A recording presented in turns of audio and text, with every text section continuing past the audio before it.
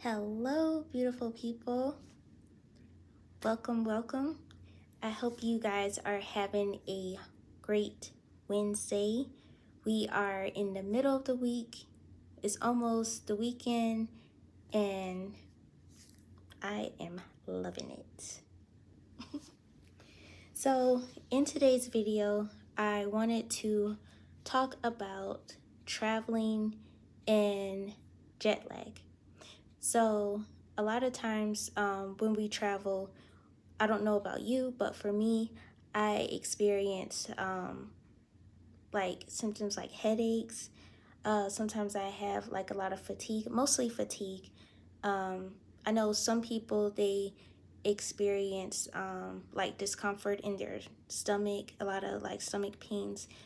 Sometimes they have muscle pains, a lot of soreness, and they also have trouble concentrating.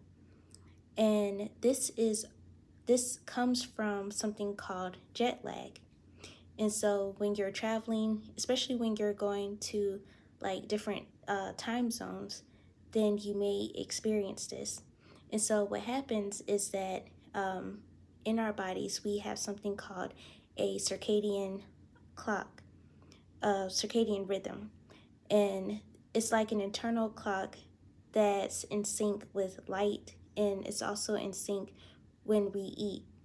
And this just keeps our body regulating. And when we're in a new time zone, then that could have some kind of impact towards it. And so scientists estimate that it'll take at least one full day to recover for every hour of time difference, depending on where you are, based on where you come from. And so for a lot of people, it's hard to adjust. So I'm just going to share three top ways that you could help to adjust your body to that new time zone, so you won't be too you won't have a hard time adjusting to that new time zone. And when you go back home, it won't be hard for you as well. So the first area I'll share is with nutrition. So when it comes to nutrition, what you want to do, you want to fast before and during your flight. And this will help with your body synchronizing with that new time zone. So instead of eating what the stewardess give you, when you're on like a long flight and they give you a meal, it's better to just fast during that point. So go ahead and eat your meal like a few hours before you travel, and then go ahead and fast. And then that next day when you're in the new time zone, then go ahead and eat your first meal. And that first meal the next day will help your body to be in sync with that time. So after landing, you want to eat close to that local meal time. Now, of course, if you're landing wee hours in the morning, it's better to continue to fast until when you wake up during those breakfast hours. So that's one thing that will help you with nutrition.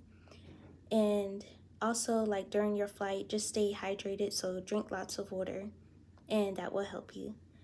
The second area I would say is exercise. So the best kind is outdoor exercise. If you're able to, then get some type of movement going when you're out in the sun, because light regulates our internal biological clocks. So it helps to just use those few minutes of walking out to be with the sun, and that will help you. Another thing with exercise is it helps to train around the same time. That if you're a person that always work out at a certain time, it's good to train at that same time. That will help your muscles and your tissues to sync with the new time zone. and this will help with any stiffness that you may been experiencing during your flight.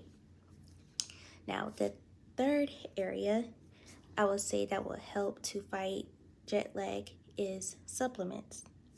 So when it comes to supplements, melatonin is a great supplement. Melatonin in general is a hormone in our bodies. It's secreted by the pineal gland in our brain, and it helps our clocks with telling us when to wake up and when to go to sleep. And it has some other functions as well, but that's one of its biggest jobs, is to do that.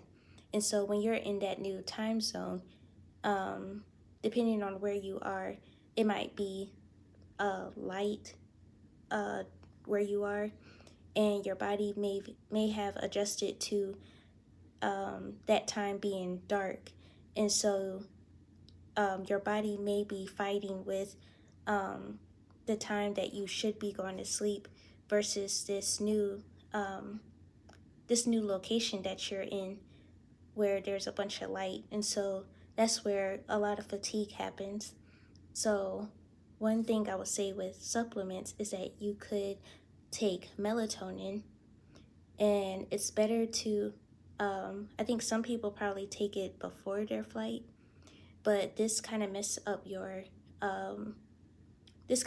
with the jet lag as well. So it's better to take melatonin when you're in that new time zone. So after your body started to adjusting with the new time that you eat, as well as being active during the day, then you could end your day with a supplement like melatonin, and this will help you with continuing to sync your body with that new time zone. And that is it. Those are my 3 tips on how to fight jet lag and also to reset while you're traveling. I hope this helps.